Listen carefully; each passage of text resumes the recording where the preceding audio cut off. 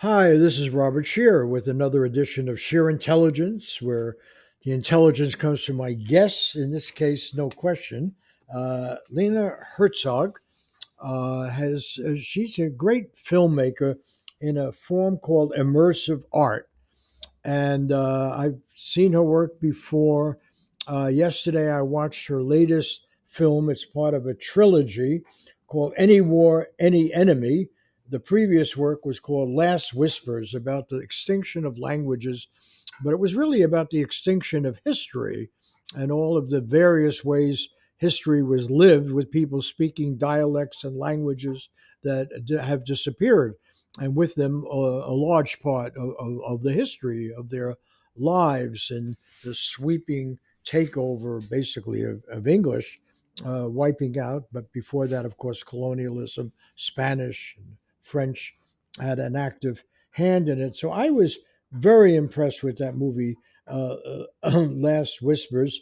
And then I learned about her new movie, which just came out recently, and Any War, Any Enemy. And it's on a subject that I've written a lot about myself and covered, nuclear war. And it is the elephant in the room. No one really takes it seriously anymore. I shouldn't say no one. There are a lot of people around the world who know about it and care, but in the United States, it's largely absent. We see it's a ploy that Putin, who is now the devil of the moment, or and Russia's been the devil for the whole last 100 years. They might think about it, but no, they're just bluffing. And so from my point of view, and having studied this issue and been a fellow in the Stanford Arms Control Institute with Condoleezza Rice and other famous experts on all this, I think it's the most dangerous moment, because we're oblivious to it. But also, there's an awful lot of nuclear saber rattling, and the issue of Ukraine comes up for center, where there's a real possibility of nuclear war, but also obviously Israel, which is a nuclear armed nation, and not to mention all the others. I'm going to leave it to Lena, but first of all, let me ask you, what is immersive art? I know I experienced your film wearing a helmet on my head yesterday, and that it was I don't want to trivialize waterboarding, but there was something about watching the end of the world, which is what the movie's about, with this incredible immersive experience. I had watched it previously on my iPhone. I found it quite compelling in that form. I know you can see it on video, but tell me what you're about as a filmmaker and this technology, and why this subject now, and also relate it to your previous subject. And I've been instructed by my wife, who was a longtime editor of mine at the Los Angeles Times, to shut up and not interrupt so much. So why don't you take it away and explain what this is all about? Thanks for having me here, Robert. I love sheer intelligence. So, first of all, I don't consider them films, and I don't consider myself as a filmmaker. For lack of a better word, I'm an artist. And the work itself is called immersive art. It can be seen as a VR, it can be seen in a planetarium, in a sphere, or in a room. So, essentially, you're inside a frame in the work, and you experience something for a period of time. In Last Whispers, the first chapter of the trilogy, you experience a chorus of languages, and you are inside a series of landscapes in outer space, in a forest, and you hear all these languages that are extinct in the chorus all around you. In this work, the new work that I just finished together with my team, it's called Any War, Any Enemy. You experience the end of the world, but it's not a realistic depiction. It's kind of an immersive poem.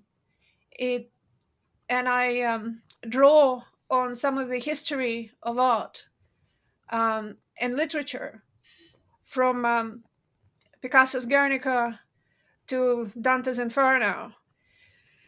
So that is the work that I have created.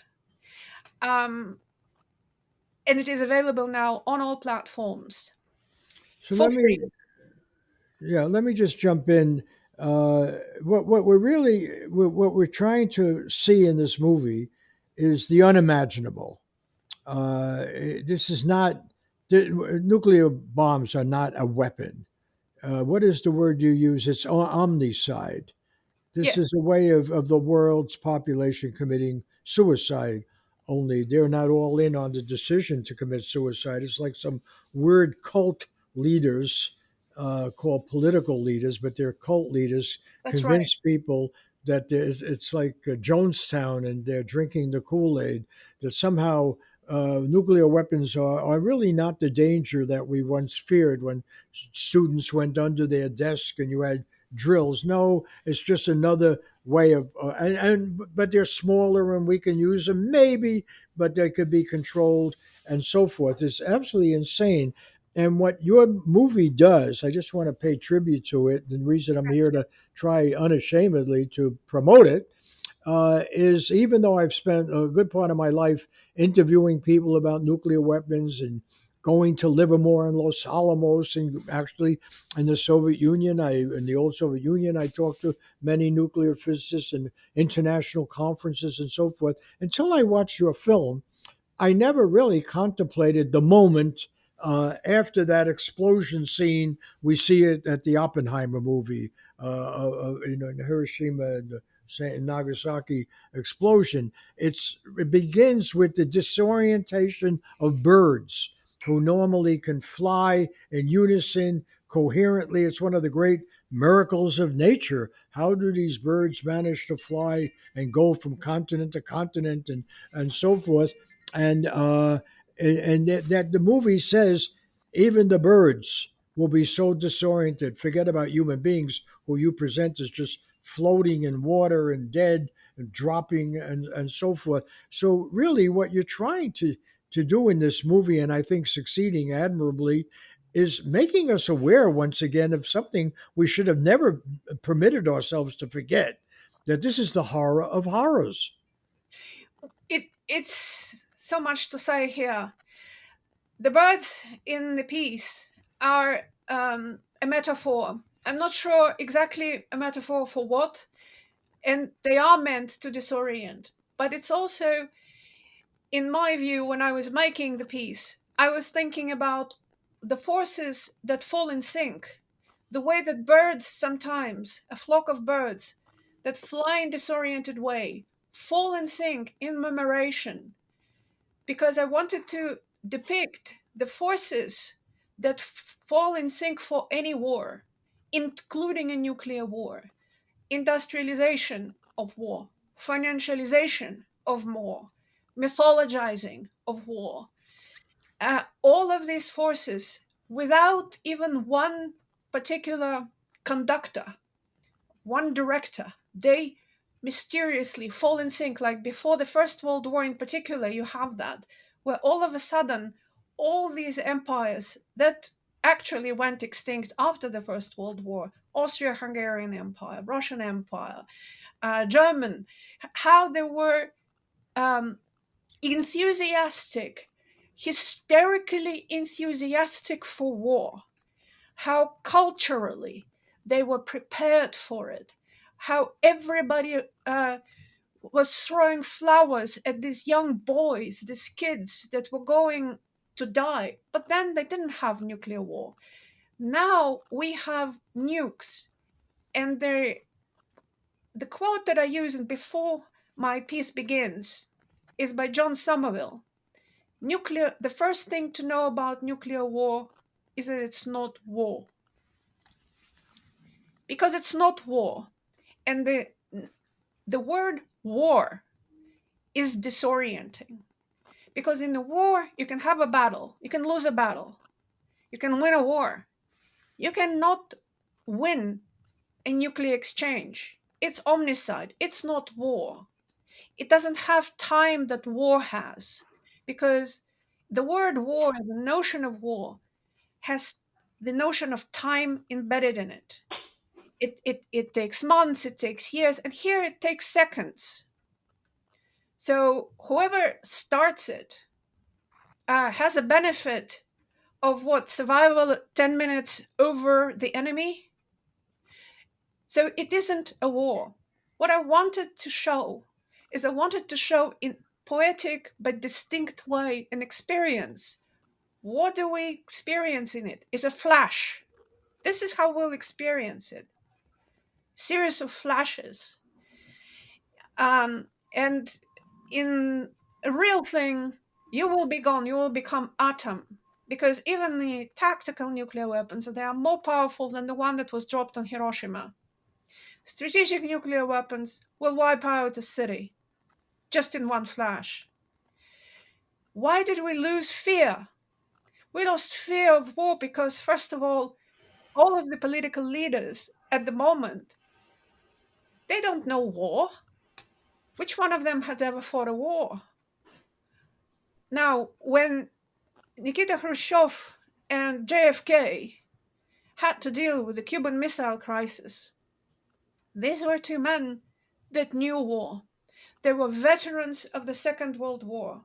JFK was wounded, was a hero of the Second World War, and so was Nikita Khrushchev, who fought at Stalingrad. If you look at their letters that they have exchanged, how Nikita Khrushchev describes Stalingrad, and he said, "We're going to have worse destruction than in Stalingrad, but hundreds of times over." Of course, it's not hundreds of times over. I think it's a completely different factor, different paradigm of what a nuclear exchange will be. And I think part of the reason that we lost fear, other than not knowing war, the political leaders, I mean, here, because there are plenty of Americans and there are plenty of people in the world, Russians, Chinese, that remember still war or have been in recent conflicts and recent wars. But I mean our political leaders who make the decisions of war and peace. They don't know it. But also the scale of destruction in nuclear war is so complete that I think neurologically we cannot handle understanding of it, and we reject thinking about it, like we reject thinking about our own mortality, our own death. But the whole idea of all life on earth going in series of flashes, I think we're just not neurologically equipped to deal with the consequences of what we have created. And so we reject thinking about this, but we have to think about it, and we have to force ourselves to deal with it because we have it. That these nuclear bombs, they are like, like the rifle that's hanging in the living room. What is it? Chekhov, Stanislavski um, uh, uh, axiom that if in the first act a rifle is hanging in the room, in the second or third act it has to fire. And the rule of history has been that weapons, once they were invented, they were used. And of course, nukes have been used. They were used in Japan.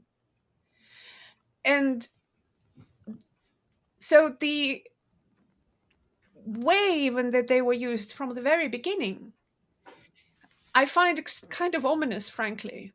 Because when you think about that, the end of the war in the Pacific in the summer of 1945, um, Japan was already suing for peace. And these nuclear bombs were dropped in August of 1945.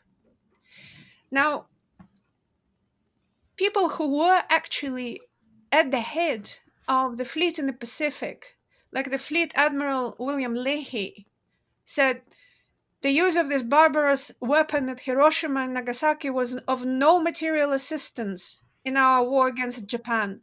The Japanese were already defeated and they were ready to surrender. Another one, also US commander in the Pacific, Doug MacArthur, said there was no military justification for the dropping of the bomb. Another one, commander in the chief of the Pacific Fleet, Admiral Nimitz, The Japanese had, in fact, already sued for peace. Atomic bomb played no part, from purely military point of view, in the defeat of Japan. Eisenhower said Japan was at the very moment seeking some way to surrender to us at the minimum loss of face. It wasn't necessary to hit them with that awful thing. These people said these things at the time of the dropping of the bomb on Hiroshima. Um, it was understood very well by the people at the top of the command that that was not necessary and that it was intended to show the Russians who was the boss. And General Leslie Groves, who was the head of the Manhattan Project, said, "There was never any illusion on my part that the main purpose of the project was to subdue the Russians." That's what said General Groves. He headed the Manhattan Project. In the movie Oppenheimer by Nolan, he's played by Matt Damon. Well, you're one of those Russians. And by the way, I'm sorry, but if you could sit back a little bit Yeah, and not lean in, I appreciate the quotes. But all right, so it's fascinating in the sense of it relates to your first movie of the loss of history, and that we're basically, in the moment and ignore everything that came before. And you make an interesting point. I happened to interview Ronald Reagan, Richard Nixon, Hans Bethe, who was involved in nuclear product, one of the key scientists, Gorbachev, and so forth. All of those people, uh, even though they said, like Reagan called the Russians monsters, they would use it, but no civilized person would ever think about that. We're not monsters like they are, and so forth. And I'm going to mention your famous filmmaker husband, Werner, because he's German and you're Russian. yeah. And you lived in the old Soviet Union until you were 20, and then you left. And we're basically talking about the objectification of people, beginning with the Japanese. You could kill them, and it wasn't really barbaric, and so forth with this horrible weapon. But we have this idea. We've actually even lost our fear of those monsters, the Russians, which Reagan at least had. That we have to have some kind of arms control. We've actually wiped out all arms control, and we're being very belligerent. NATO's expansion is the perfect example. We don't have to worry what they think. They're just going to brush them aside. Well, they turn out to still have these nuclear weapons, and they're doing what we've always done, threaten to use them. We never really gave up first strike possibility and so forth. So I want to connect this. The reason I brought up your husband, who I think is one of the great filmmakers of all time, I think he's just brilliant. But nonetheless, he is German and came out of a culture that we consider to be the most barbaric in modern history. Full confession, my father came from Germany to the United States, just like Trump, Trump's family, Trump father. And my mother was Russian Jewish. And so my father's family in the war, which I had to deal with because I was born in 36, I dealt with it. My half brother bombed our hometown in Germany. And so the great thing that we left out of our history is who are the barbarians? And clearly, in dropping the bomb on Hiroshima and Nagasaki, was one of the maybe the greatest act of terrorism. We use this word terrorism, but if by terrorism you mean attacking civilians, and certainly civilians in Japan who didn't have an effective control over anything, this is the ultimate terror weapon, and it was used deliberately to maximize terror when school children were going to school in daylight and so forth. And just wipe them out. And but I want to get to the idea of the objectification of the other as expendable collateral damage. And so now we have this view that Putin must be another Hitler, he's crazy, or what is he doing? But then the question is, why are we building these weapons? Why is the U.S. modernizing these weapons? And in the beginning of your film, you have some statistics, which I'd like you to share now with our audience. I don't know if you have them handy, and about the time it takes for the bomb to drop, how many there are, how many nations. Can you do that? Well, there are three nuclear superpowers, and at the moment, three nuclear superpowers are at, I wouldn't even say at odds, but they're essentially in a state of war, and no one is talking about that fact, which is an astonishing fact. There are 12,000 nuclear bombs on high alert, all in all, in the world. Once launched, they cannot be recalled. Total destruction will follow. Now, all the weapons, nuclear gaming, have been shown that once they start flying, everything starts flying. Um, and this is, of course, a horrifying scenario. Nobody knows how exactly it will unfold. Whatever it will unfold will be horrifying. And the problem, of course, uh, with demonizing each other is that you remove one of the guardrails that prevented us so far of having nuclear war, which is, of course, not war, but nuclear double suicide or triple suicide. And that's understanding of each other's humanity. The one who made a breakthrough in that was John Hersey when he wrote in the New Yorker, Hiroshima, about the seven survivors of the bombing.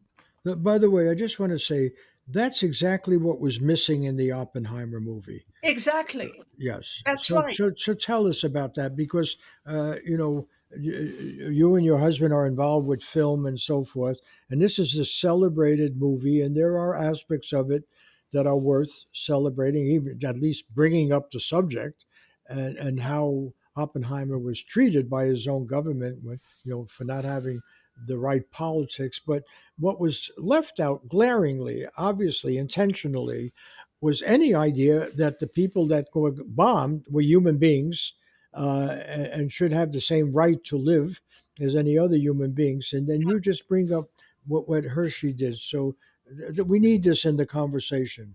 Exactly. Well, but we also need to understand why is it that they were not depicted, and that this is the history of the depiction of the nuclear war. It's the history of depiction of nuclear war in gaming, because one of the things we don't even understand how young generations are brought up on war games, and for them, nukes are just part of the tool in the game, part of the selection. um, in history of culture, it's very rare to see work of art in painting or in literature or anywhere that is exactly anti-war, not anti-American or anti-Russian or anti-Japanese, because that would be pro-war, but anti-war. Anti-war is an ocean. And the most important thing is the depiction of humanity of the other side. Now, here, one of the worst culprits has been media. And I'm talking about mainstream media that had become prolific in caricaturizing and demonizing essentially everyone except themselves. And this has become a sport. It's part of the business model. Matt Taibbi wrote a great book about it called Hate Inc. And but this has created generations now of people who all they know when they think of the other is that, oh, I hate them. I hate the Russians. I hate the Chinese. Oh, I hate the French. Remember, there were French fries were freedom fries. And there was a bête du jour, the enemy of the day. You bring up Gorbachev. One of the most interesting for me moments in Gorbachev interviews, and by the way, Werner, my husband of 30 years, has made a film, Meeting Gorbachev, in Moscow. In that film, Mikhail Sergeyevich Gorbachev did not bring it up, but in many other interviews, he had brought up one fascinating incident. When he is faced with the Western media and is trying to describe to them that he single handedly, voluntarily is disbanding the Warsaw Pact, that he is withdrawing the troops from Germany. And he is barraged by media that do not believe it. And they say, oh, it's a trap. Mr. Gorbachev, this is a trap. They don't believe him. And finally, he said, I looked at them and I shook my head sadly. And I said, I did a terrible thing to you. I took away your enemy. So the question is, do we really need for our sense of self an enemy? Is that necessary? Do we really need a war? Any war? I mean, look at the history of this country where I've been living for 34 years and I love America. But why has it been at war virtually all of its time of existence of the United States? Now, uh, the West doesn't have the monopoly on violence. History is history of violence. But the West has a monopoly on scaling up to continental proportions the violence. And one thing that I think what happened is that the collective West has not understood that its announced publicly enemies, like Russia and China and the rest of the world, they learned how to scale up violence in the same way. So we have parity between the nuclear superstates. So Russia and China, the two other nuclear superpowers that are declared by United States as enemies, can scale up violence the same way that the collective West has scaled up violence for the last 500 years. And when you're bringing up the demonization of the Russians, actually, it's not the last 100 years the Russians have been demonized. There are books written about that. I've read a few of them. Russophobia and the demonization of Russians has been going on for at least 500 years. But they're not the only ones. So were the Asiatics, in quotation marks.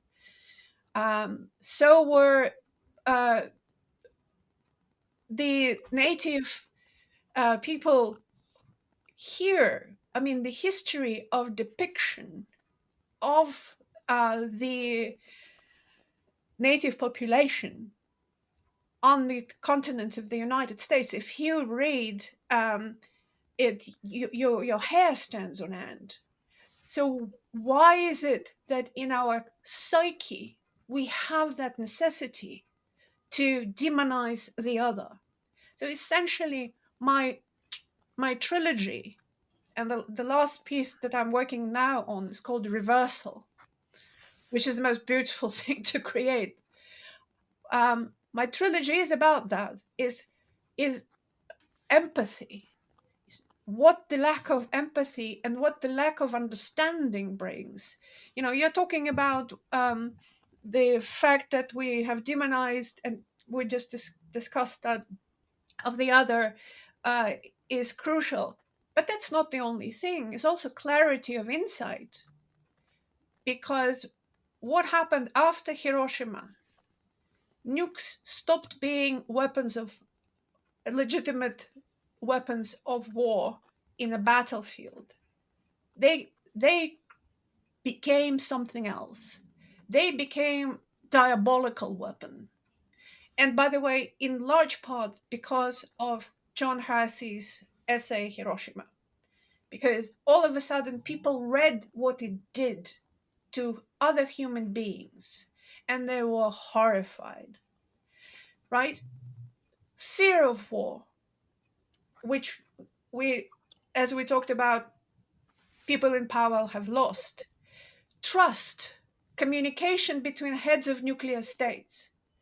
Even Cuban Missile Crisis, there was a communication and the sense of basic humanity. Now, another thing that has happened after Hiroshima and after particularly, I think, the Cuban Missile Crisis, everybody was stunned into mutually assured destruction, which was a horrible way to live. But mutually assured destruction was assured, and everybody knew it. Now, mutually assured destruction is still assured, but people are discussing about it as if it's not assured, as if it's maybe yes, maybe no. And they speak about it in this kind of nonchalant ways. By the way, not only in the United States, but also in Russia, also in China. I have my friends in China, and they tell me that there's loose talk about, well, if we have a nuclear exchange with the United States, we have many more people. So if they lose 300 million, there's no more United States. If we lose 300 million, we still have quite a few 100 million left. In Russia also, there is this kind of a Well, bravado about this. And this horrifies me that across the board, the kind of gravity of it. And one thing, if I may say, because there's an important aspect that no one, for some reason, is bringing up, and that is that all of these things, psychological, cognitive, neurological almost, everything has to coalesce within seconds. In Cuban Missile Crisis, we had time. Now we don't have time. So in Cuban Missile Crisis in the 60s, we had days, we had hours. The heads of state of Soviet Union and United States could discuss, could signal. But now it's 90 seconds, it's 4 minutes. And now, if you take a look about all the wars that collective West has had in the past, let's say, 100 years, and all the mistakes, all the catastrophes that they've created, but these mistakes cost millions. Mistake now will cause life on Earth, not just us, all life, the trees, the animals, all life. And are we really prepared? Are we wise enough for that? Are we human enough for that? To make these profound philosophical, existential decisions. And of course, I shouldn't spread the demagogic way because you and I, Robert, we make no difference. It's the handful of people that make these decisions. Now, yes, and we have no sway over them. I want to get to that, and but first of all, I want to return to your film. Uh, it is incredibly powerful in forcing, immersing us in what is the true horror of these weapons. I was at Chernobyl, which was, after all, supposed to be a civilian project. I was there a year after. I was the first American print reporter to go in there. And even then, and I was accompanied by scientists from Harvard and other places, and Velikov from Russia, leading nuclear experts. They were all afraid. What are you going to find? How does it work? Where can we go? How far has it spread? And this was a peaceful nuclear project, of which we have quite a few in the world, but they can be hit. There are targets.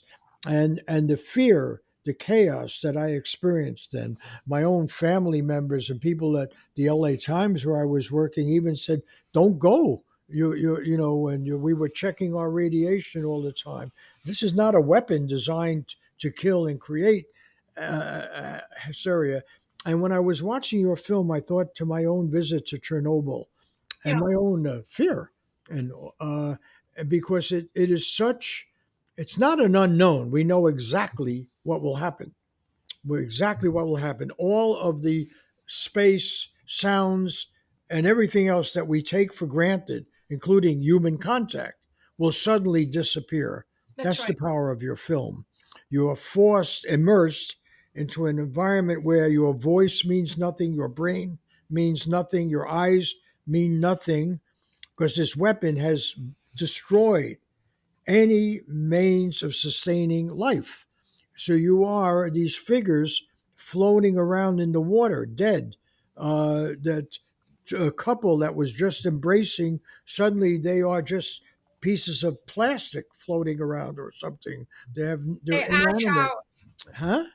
They ash out. Yes. They Uh, ash. yeah, and so what the viewer is forced to deal with, which unfortunately the movie, I don't know why I'm picking on Oppenheimer, but it deserves to be picked on because it was this bold attempt to capture this reality that we're all bent on ignoring.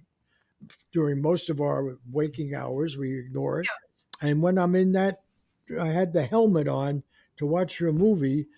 I suddenly realized my words as a journalist writing about this issue, and I did spend quite a bit of time. We go every week up to the Arms Control Center, Galvez House at Stanford University, as I said before, where Condoleezza Rice was one of the fellows. I was there. Ted Postal, who had worked on these, Sid Drell and Wolfgang Panofsky, major physicists that have dealt with these issues. They were Jasons. They knew all the information. That's when Star Wars was floating around, and Reagan had the view we could have a weapon that would wipe out the incoming missiles. And Edward Teller, who's in the Oppenheimer movie, the advocate for building an even bigger bomb.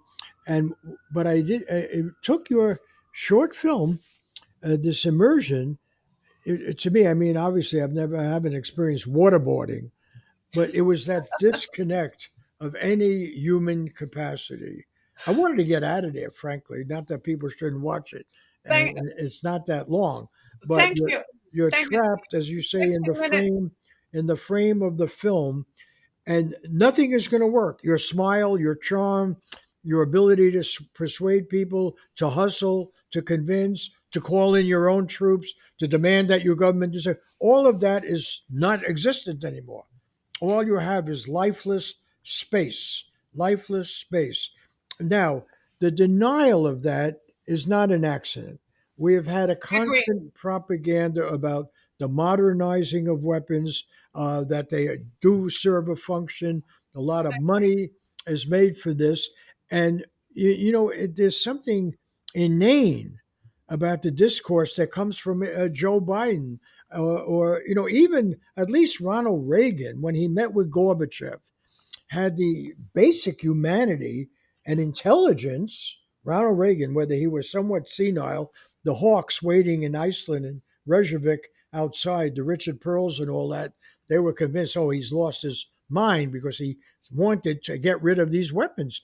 Even the first President Bush, who had, head of the CIA and knew a lot about this, had been the ambassador to China, he thought with the end of the Cold War we could maybe cut nuclear, not only nuclear, we could cut military spending by a third and get rid of these things. We lost that whole thread, and this is something we should talk about because that's what you really were talking about when we look at the rest of the world.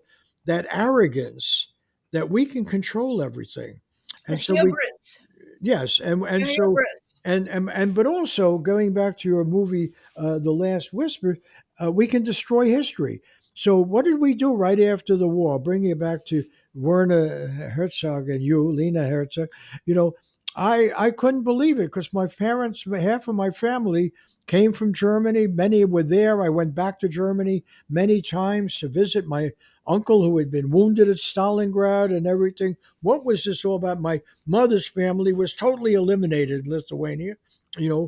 Jewish family, totally could not find a trace. I looked all over the world for these people, could not find a trace. I could not find it in Lithuania, certainly, and that. But what happened? Almost in a matter of weeks, we decided, as you say, maybe the bomb was designed to really get Russia and not Germany. And we decided, oh, now the Germans are wonderful people. They're no longer the barbarians they were last month. And we will now work with them and bring them in and so forth. And we'll now focus on the new devil. At the heart of it always is a notion which is the most threatening force in the world today, this notion of American exceptionalism, American innocence. We may do bad things, but they're always mistakes. little torture at Abu Ghraib, or dropping the bomb in Hiroshima, or invading Iraq with total pretense. But we are the bearers of civilization and virtue and Christianity and Yeah. godliness and so forth. Everyone else is either a danger to human history, a work of the devil, or irrelevant anyway. You That is know, that is the genuine that is the genuine danger, and it is at the core of the horror of war. Uh, Americans call it exceptionalism. Germans called it Übermensch. They were the Übermensch, and the rest were Untermensch. Um, the generation of well, and the Soviets thought they were the proletarian vanguard that was going to liberate the rest of That's the right. world. That's Yeah. right. They also had a sort of a missionary zeal, and theirs was ideological. It wasn't about race, and it wasn't about the other. It was more about the ideology of communism. And of course, the it is peculiar because I lived in two societies that took one aspect of human nature and ignored the other. In the Soviet Union, the ideology was all about community. It was all about the common value and ignoring the individual freedom, and took too far, and the ideology collapsed. It collapsed under its own weight, and because it did not satisfy the desire for individual freedom, because it cannot hold on like that.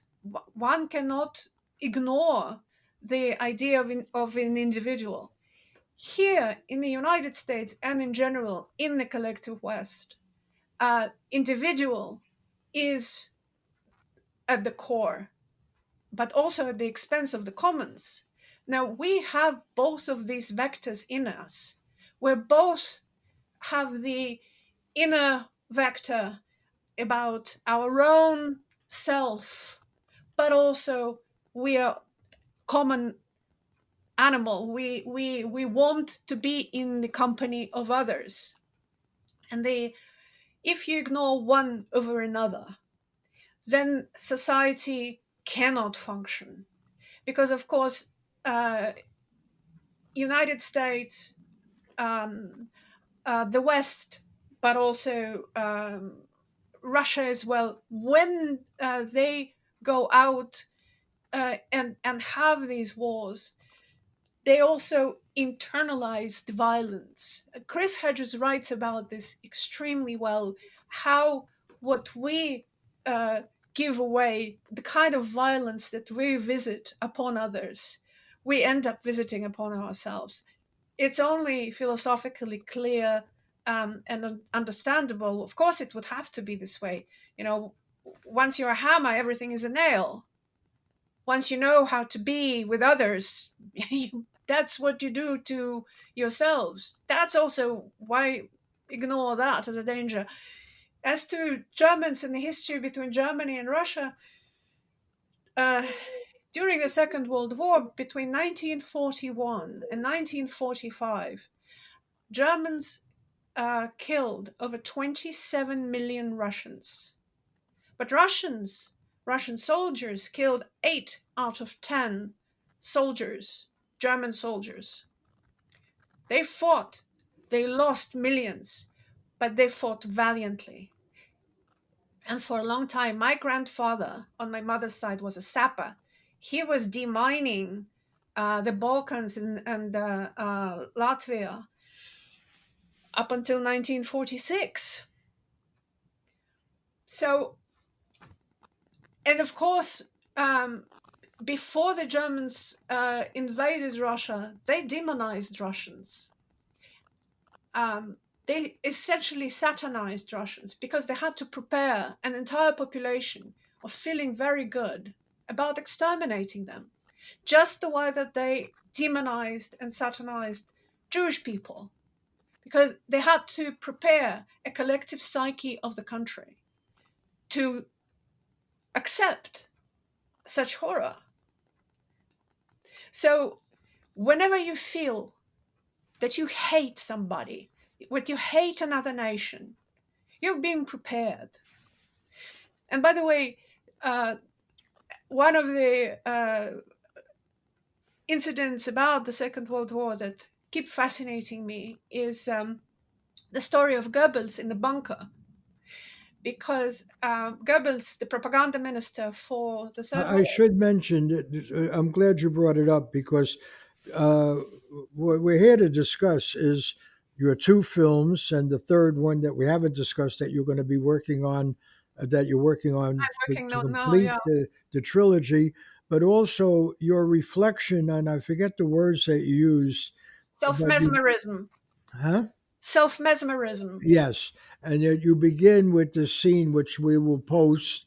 This what you wrote about the madness of the Yes, bunker, and you know, it's very easy to say, okay, Hitler was nuts, the Germans were nuts, but you know, Germany before Hitler, and actually for Henry Ford and a lot of other people, even under Hitler, Germany was much admired as the center of science and logic and reason and so forth. an Uh, extremely uh, high culture, Robert. yes, and This is culture of Goethe, ironically, of Hölderlin.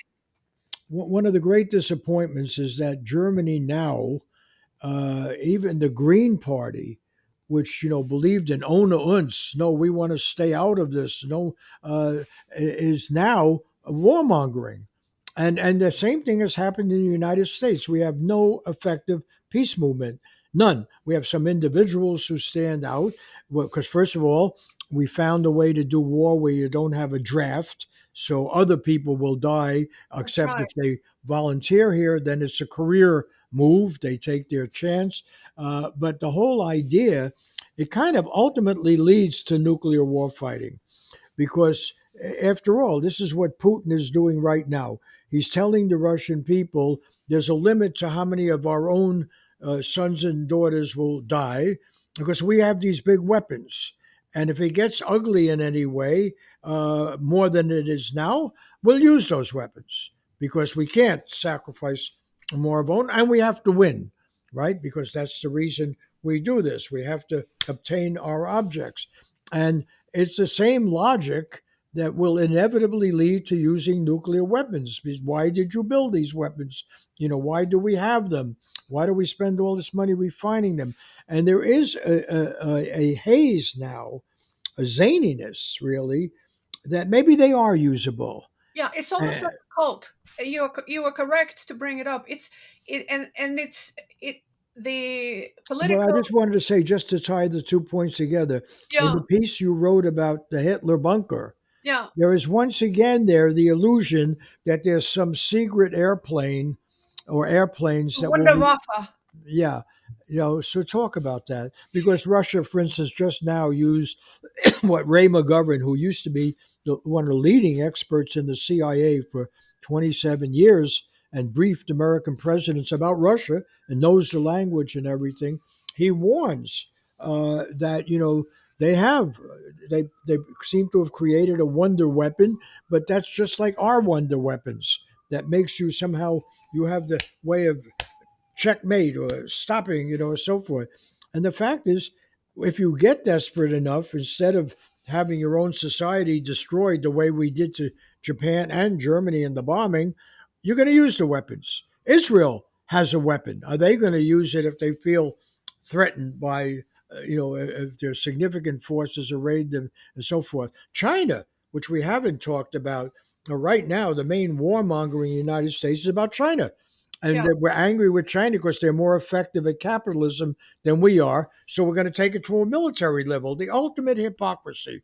The champions of capitalism now are threatened because China makes better EVs, better solar panels, can make them cheaper, can get them out there, and we can't stand the competition. And so what we're going to do, we'll take it to war.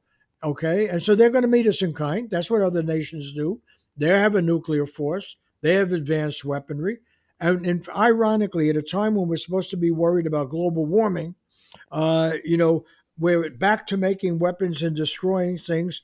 Forget about saving the planet that way. But the reminder of your movie, I want to keep bringing it back any war, any enemy, that we are on. I know Jerry Brown, for instance, a very practical politician, four times a governor of California. I happened to talk to him just a couple of weeks ago. He is actually a backer of the Bulletin of Atomic Scientists. I don't know if he's the publisher or something. And he was telling me the main danger we have now, and he had, as governor, he knew all about Livermore, and he had a lot of contact at Stanford with famous nuclear scientists and former secretaries of defense. And he said the real danger now is nuclear war, and we're ignoring it, totally ignoring it. So we're only gonna take 4 more minutes, and we'll have a solid hour here with our overflow. 5 minutes. Tell me what we left out of this discussion and what you were hoping to accomplish with your trilogy, and talk a little bit about the third movie in this trilogy. Well, the third chapter is reversal, and it's really about connection, because the first two are about obliterating each other. Uh, the figure of the lovers that you see in Any War, Any Enemy is the first figure that dies, because it's a metaphor that the first thing that goes in war is love, is the connection between human beings. Um, but I don't, I'm an artist, I'm not a pundit, but I have to bring up um, a little bit something important. When I was a teenager, I knew that Soviet Union was falling apart. I knew it because it was everywhere. And nobody believed in a system that was based on an idea. Nobody believed in this idea anymore. And the most important thing is nobody believed the media at all anymore. In fact, they read the media just to assume the opposite, because there was just so much lying accumulated. Now, the problem about the question of nuclear obliteration, the collective suicide, the collective nuclear suicide, is that it's seconds. Within seconds, people at the head of states will have to make decisions, including misreading, including mistakes. So the question is, when duck or geese fly over the radar and show like rockets, are we going to assume that they are rockets? Or are we going to suspect that they could be ducks? Now, with the hatred that is pummeled daily in mainstream media, in the entire cultural climate of the other, the truth is that I'm afraid that we're going to look at any signal that the others did something and fire nukes. Is it going to be a weather balloon? Is it going to be a moonlight on the clouds like it happened once? Is it going to be a 42-cent chip like it once failed and we were 15 minutes away from nuclear exchange because a 42-cent chip malfunctioned in the United States? Brzezinski did not wake up his wife and went into the command post to initiate nuclear war. Reagan watched a movie the day after, which was a B movie, but a pretty good movie. And he was horrified, and he initiated a contact with Gorbachev, who was right after Chernobyl. You went to Chernobyl, so did he. He went there with his wife. He always blamed himself for doing that because his wife, whom he loved very much, died of cancer, and he always thought it was because of Chernobyl. So both leaders, Gorbachev and Reagan, came together to abolish nuclear weapons. And indeed, as you bring up, the Prince of Darkness, Richard Pearl, jumped on the plane to stop him from doing that. Now, they did not abolish nuclear weapons. They didn't manage to do that.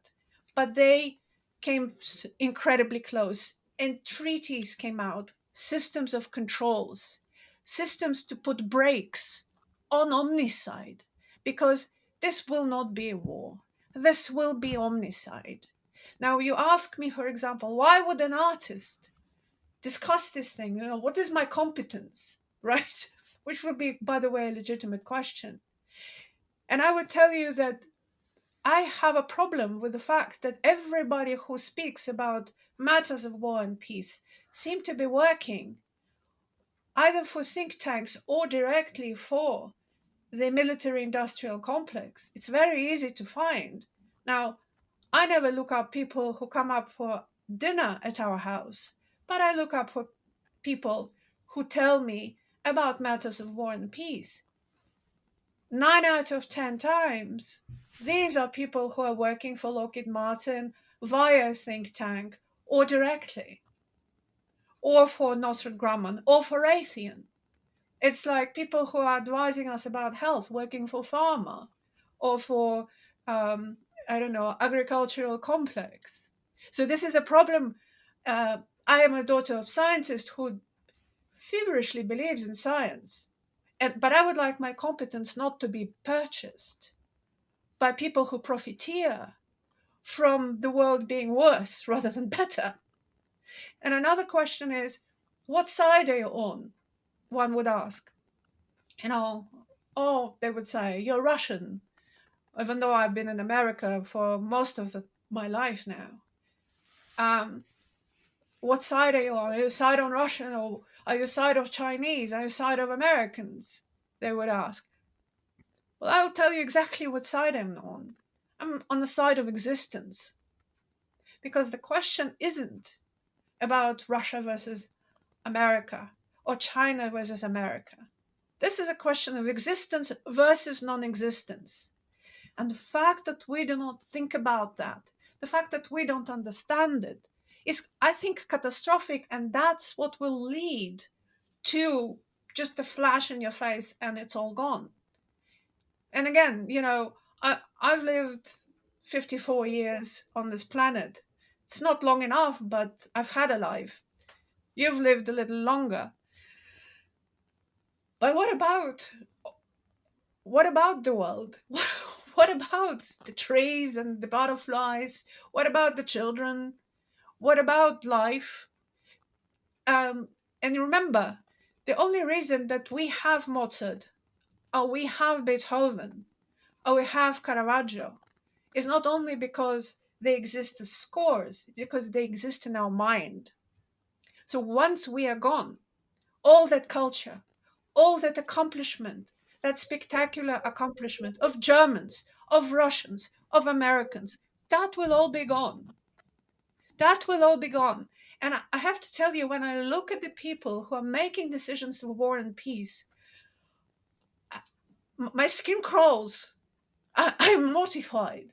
And I find it such an offense, such an insult upon omnicide, that these kind of people, these idiots, are going to finish all life on earth. It's kind of really, truly a cherry on the cake. You know, what's so bizarre about your comments now is that the people we thought were the adults watching the store, those of us who are on the more liberal, left, progressive side of American politics, have to acknowledge it was someone from that side, Harry Truman, who made the decision to drop the bombs in That's Hiroshima and right. Nagasaki. And oddly enough, and of course, the warmongering of Joe Biden most recently, but you could go back to Bill Clinton and so forth, not to absolve any of the Republican warmongers, but it's really maybe the most frightening thing about this moment is that we might have a better chance with Donald Trump, who at least says he prefers economic expansion and tariffs and everything to actual shooting war, and who actually did pledge in the campaign to try or promise to end the hot flashpoint of Ukraine. Of course, he's probably going to exacerbate the hot flashpoint of Israel and Gaza, and forgetting that Israel also has nuclear weapons and what have you. But nonetheless, it's pretty pathetic that it remained for somebody that is generally all the people that I run into, well, most of them deride as irrational and egotistical and maniac, and you get all the terrible things and so forth. But he has one point of knowledge. He was red baited, and he Right. was red baited about a Russia that was no longer communist. He's red baited as an agent of Putin who basically renounced communism and embraced the Russian Orthodox Church. If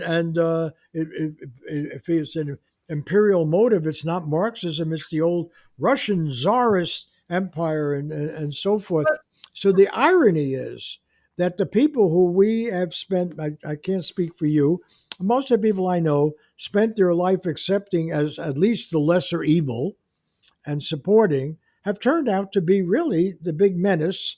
And now, to underscore just how frightening our current situation is, that the survival of all life on this planet, it comes down to these Donald people, Trump making the right decision. He's the guy's got the finger on the button, and Donald Trump, who has control of the Congress I and so know, forth, and this guy that all of the people I know think is crazy and dangerous and mean and everything else.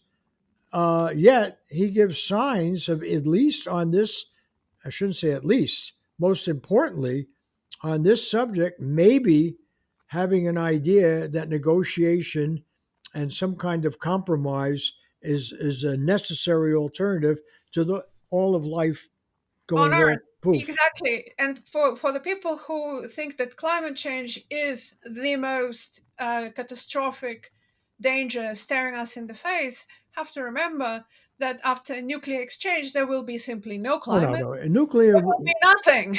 Now, wait a nuclear minute. war is the elimination of climate There was because just going as to be far nothing. no, It, it's for and yeah. so, and in my view, it's a redirection, and it's a Okay, and purposeful redirection. a last flat. We have to go, but a last flattering.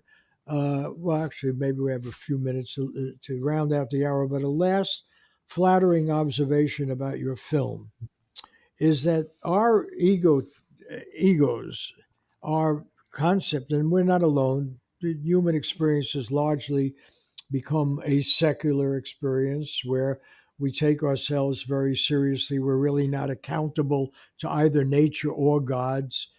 Basically, we are in the world of Huxley and uh, drugs and amusement and madness and consumerism all over the world. But it's really frightening that none of this stuff will matter if 12 minutes, if something goes wrong, and what is it you said, 10 minutes, 12 minutes, whatever it is.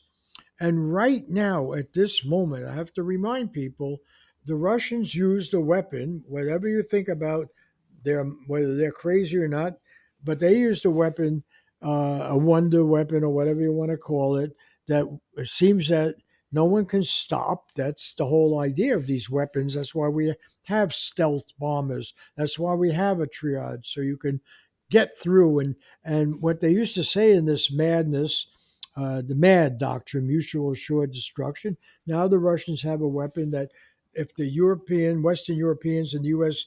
do accomplish the humiliation of Russia, which is what they want, Russia has a way of, okay, we'll see your humiliation and we'll raise it to the end of the world because they have a weapon that can actually, okay, you take out a target with one of these weapons you got from England or France or maybe Germany eventually. You take out a big target in Moscow or take out part of our command and control system for our nuclear weapons. We will take out London, where the weapons originally came from, let alone, Warsaw. We'll take out Berlin because that's what these weapons are designed to do. They eliminate cities and Yeah, all of the people Robert, living in them. just think about the most important thing is what stands between having a nuclear obliteration or not having it, because it's just a button. It's just pressing a A button. It's not button a where, finger. It's what's in your head. So what's in your head, and it's not only knowledge and understanding. It's not only do you have spectacular hubris or not. Do you understand that you will die too? And everyone and all your children will die. Yes. It's also humanity. Everything, I'm a photographer. The question of time has always fascinated me because I began as a photographer and now I make immersive art. I don't call it film, it's immersive art. Um, it's a question of time. I take a photograph in 1 second divided by 125. So in 125th of 1 second, everything I am as a human being, intellectually, more than anything, emotionally and psychologically, coalesces in that second. There is no price to pay for that, but there is a price to pay to getting it wrong or just going into a cult state of dervishes and decided that you will win in this unwinnable game. Right. Is who you are. What is it that you have in your head? What is it that you have in your psyche? What brought you up? And another thing that horrifies me, just even if we make it over the next few months, and by the way, everybody I know who is serious, who understands what's going on, like you, like John Mersheimer, like Jeffrey Sachs, um, uh, and people who used to work in the military and that are not purchased by the military industrial complex, they're all saying this is far more dangerous than the Cuban Missile Crisis. Oh, yeah. Yeah. Far more dangerous. And part of the danger is the fact that the heads of state are not talking to each other. So we went from Khrushchev and Kennedy talking to each other, having a line open, Mao uh, talking to Nixon. And now we're what? Down to mean girls, Heathers? We're So not going are to, all these people, are they mean girls that don't sit with you in cafeteria? I mean, in a kind of triviality, the kind of nonchalance of this attitude is just kind of staggering, I must say. So, but I also have to say that there is a media is really a culprit. If I think about my favorite journalists, that were journalists that were not just critical of the system or critical of politics, but you knew that they told the truth. You, Robert, Seymour Hersh, Chris Hedges, Andrew Coburn, Matt Taibbi, Glenn Greenwald, Aaron Mate, Jeffrey Sachs, John Morsheimer, Noam Chomsky, all these got people, to put some women in there. Hannah Arendt, Francis Fitzgerald. There are plenty Katrina of. van Yeah. der Heuvel. Yeah. Now, look at all, they are vaporized into Substacks Yeah. from mainstream media. Now, you and Cy Hirsch, you're not just part of the immune system of the country. You are the immune system. You are immunity for the health of the republic. Yeah. And the founding fathers, when I'm thinking about that, they were not, sweet chums that thought about this and that and decided to write a constitution. They wrote First Amendment, the freedom of speech, as first because they cared about the longevity of this republic, of this country. Well, the They big. cared deeply. Yeah. And now all of a sudden you hear the people who call themselves liberals and who call themselves Democrats that they have objection to the First Amendment, that they don't like it. Now that Well, is neither liberal nor is it democratic.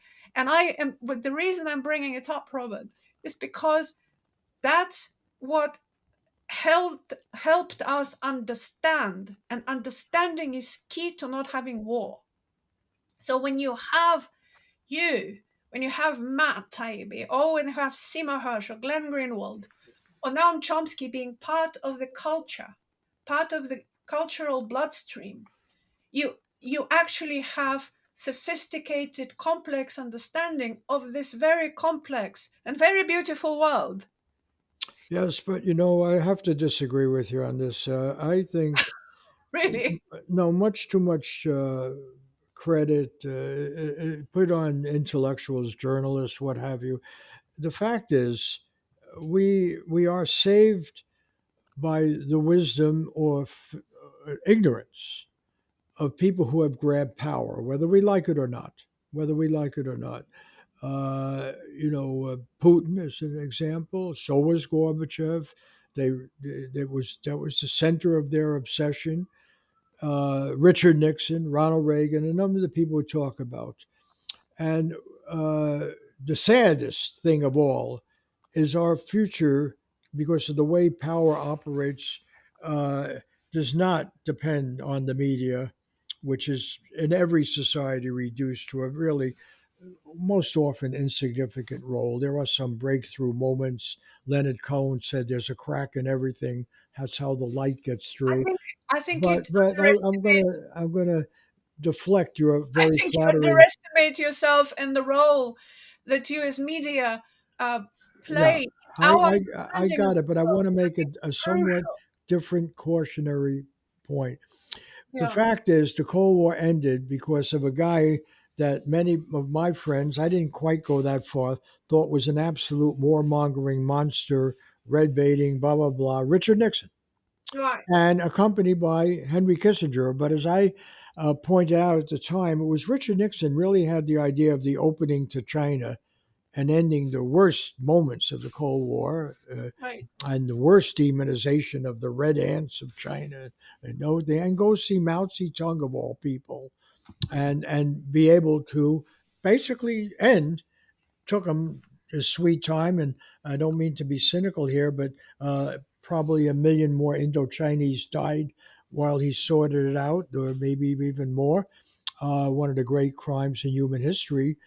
Probably 5 million people in that region. McNamara once said 3,500,000, but it's probably much higher by the time the war settled. Nonetheless, it was Richard Nixon, just like Gorbachev ending the Soviet Union, who said, wait a minute, for all of my power schemes and all of my being involved with power and careerism and so forth, this is utter madness, has to be stopped.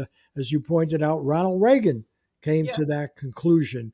And so right now you have this oddball situation where everybody wants to now demonize Trump, because after all, he's supposed to be the most horrible, blah, blah, blah. It seems to me one thing the voters said in voting for Trump is they didn't buy Russiagate. They didn't buy the drive for a new Cold War. And this guy did tell them that he's going to end wars. He said that. He said, I'm not going to start wars, I'm going to end them. He said that. Okay, well, now maybe once again we're being people grotesquely don't lied like to, people but, don't like to die, but they don't like to kill either. huh? People don't Yeah, like to die, and they don't like to kill either. You yeah. know, you But the know. people are not players. This is the illusion of Western democracy. It was the illusion of Soviet communism. The people just don't matter, and they can be manipulated, We matter. controlled. They should matter. Obviously, this We is the matter. end of the world and all life we're talking about. But I'm just trying to be realistic here. We're in the hands of nutty, power-seeking, mostly male, egotistical, schizophrenic characters.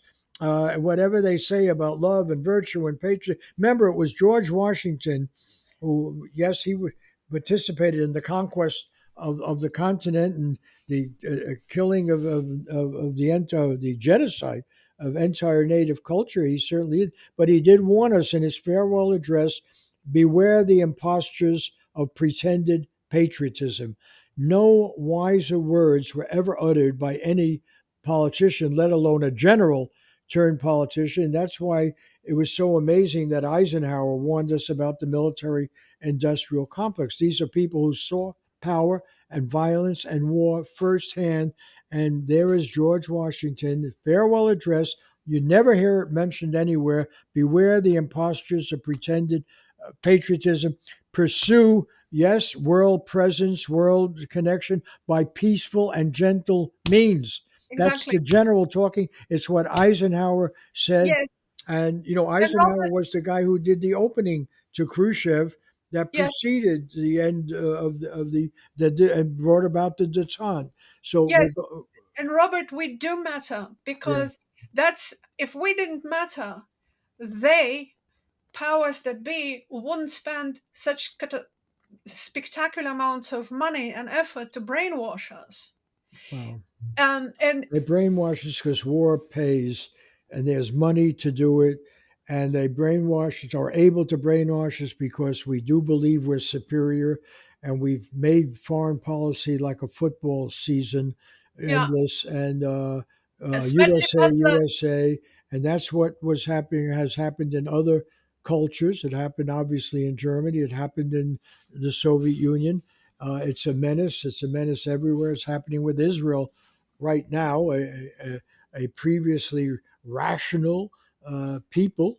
Certainly, that was the tradition of the Jewish people. Somehow end up with the fanaticism of state imperialism, state violence. right? And so we got to end this though, because I could be going on, but we can't have a Yeah, podcast.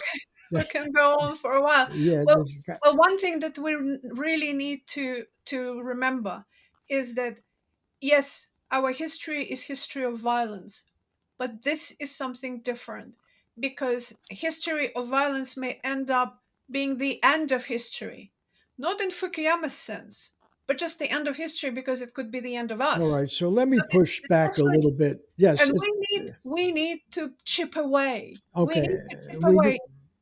at that. All right. We need to remember and somehow savor what we have. Anyway, Okay. that's But you're a child compared to me.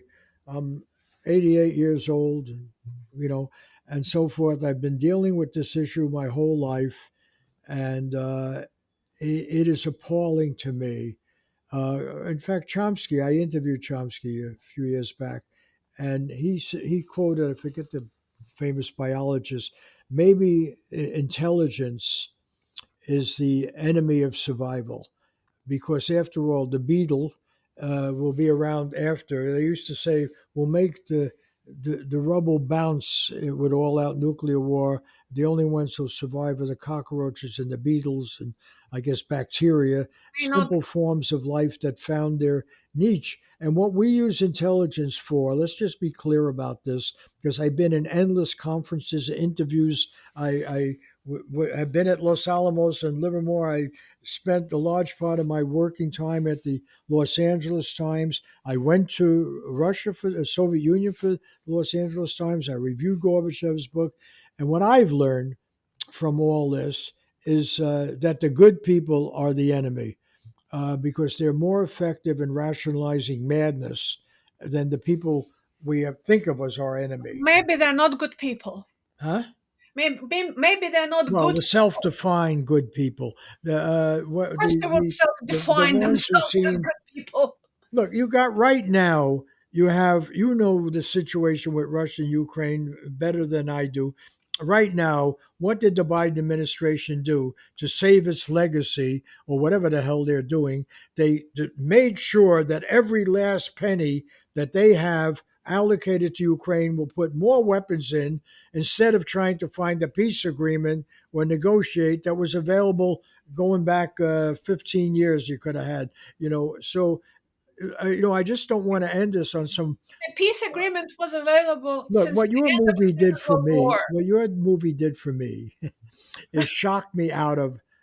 I wouldn't call Complacency, it apathy. I'm not apathetic, but a weariness. right? A weariness has shocked Mental. me out of it, because there's a lot of people around that I care about, and a lot of things about human history that I respect and don't want to see just disappear. And spending 15 minutes in your helmet watching your movie was the most sobering experience I've had in a long, long time, because I realized the fundamental irrationality of having built these weapons in the first place, having them around all this time, and now having junked arms control. And you keep Yeah, telling me about us wonderful people in the media. Who the hell invented Russiagate and pushed it? It was the people in the media. Who invented the whole idea of the Cold War was people in the media. So yes, we've had some journalists who've gone against the grain. You've mentioned almost all of them I right almost there. told them. But the I listened point to. is, the system. does not reward that kind of rational behavior and thinking and adult behavior. It rewards just the opposite. And these warmongers have had a field day. And I mean, one of the most disgraceful period I've known for certainly post World War II journalism has been this Russiagate thing, a total scandal, which continues. And I actually knew Jonah. I mean, he's still alive, Jonah Raskin. I knew his father, Mark Raskin. I knew him. Didn't know him well, but I met him when he was 3 years old. How the hell did an otherwise enlightened, liberal person, decent in every respect, get into this charade of the warmongers that we have to see Russia and now China? We can't accept. Hey, it's great they lifted at least 400 million, maybe 800 million out of poverty. They built, the 800 million. second world largest country. They're our enemy now. That is madness. It's absolute madness. And if you try to discuss it with them, they will tell you you're an enemy agent. They will That's deny right. you funding. They'll fire It is you from a that is university. demented. That's Yeah. how demented the discourse has become. And of course that's part and parcel of the dangerous situation. So what we have to remember is that with the weapons that we have created, uh, that can end all life on Earth, um, and at the moment when three nuclear superstates are in a proxy and near direct war with each other, that we have to remember there will be no winners. It will have to be all or none. It will be all or none. So everyone has to somehow understand the gravity of the situation and treat it as a grave situation that it is if you want to live. I mean, we keep apologizing that we're spoiling the mood for everybody. We have to spoil the mood. Let me end this then, because what you just said is an absolute. One cannot disagree with a word in there. But I take you back to your growing up in the Soviet Union. Yeah, And I visited the Soviet Union, I think the first time in the early 60s. My mother was a refugee from communism. She was in the Jewish Socialist Bund in Lithuania that Lenin banned, and she had to get out of town and get steerage and come to the United States with her sister, in 1920, 21. So I was raised on, how did this Bolshevik thing get crazy, go crazy, which it did from the beginning. yeah, Power corrupts, absolute power corrupts absolutely. But I kept, when I would go to Russia, which I did a number of occasions, I brought out Yevtushenko's writing poetry and Voznesensky, and I did, published it at City Lights. That was in the early '60s, and got it. I would there was be no shortage of people that I ran into who knew much more about the world and thought clearly and knew a lot of what was happening in the Soviet Union was madness. yeah. Madness. They knew it. They knew it clearly, but they That's had made their accommodation to it. Some of the people I mentioned didn't. They stood up with some vitality, like Yevtushenko and others. But nonetheless, people could get through their day. And this was true everywhere I've gone as a journalist. I was in Egypt during at the end of the Six-Day War, and I was in Algeria, and I was in Cuba, and I've been in a lot of places. I was in Vietnam. I interviewed Sihanouk in China after he was forced out of Cambodia. So I've seen a lot around the world. And there's no shortage of people in any society, no matter how totalitarian it is. If this was true in Orwell's, 1984, who know it's all bullshit. They know it's dangerous. They know it's murderous. They know their government is capable of genocide, but they accommodate to it. And the fact of the matter is, history is made by lunatics who can seize power, you know, and it's been unfortunately a downward spiral. We would have not talked about climate change and global warming and destruction of all life on the planet by forget about nuclear weapons now, by just our industrialization, our mad consumption and everything with indigenous culture anywhere in the world. indigenous culture in Cambodia. They had a good plumbing system and water works in Angkor Wat, before England had it. So we know, and this goes back to your first movie, which I think is no less brilliant than your second one. The first movie has longer, has more texture, and so forth, but it really gets to the fact that people were able to communicate and build decent societies before they ever heard German or English or Russian. That they had their own languages, their own ways of communicating, and there was nothing primitive about it. It was incredibly sophisticated in its connection with nature. That's the That's right. power of your first movie, which we should re-mention here, Last The Whispers. Last Whispers. That it's Yeah, a it's brilliant, also thank absolutely you. brilliant film. We got to wrap this up. I Yeah, see we're getting to the witching you hour, know, even of an so forth. But I mean, the fact of the we can matter is, talk for a long it's time. good. It's triggering some emotion in me about this. The brilliance of that film, I recommend to everyone. Last Whisper, you must go see this about language extinction. It's about destruction of history, of historical memory, because that's expressed through language and the stories grandparents tell their grandchildren, then communicate.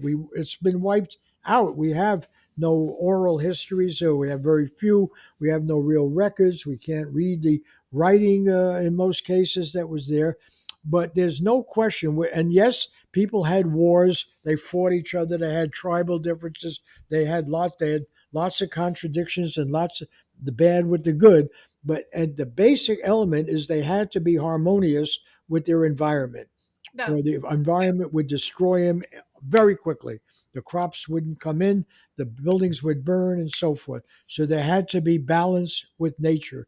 That's not because they were smarter than anybody else or more educated, but they were in closer proximity to reality.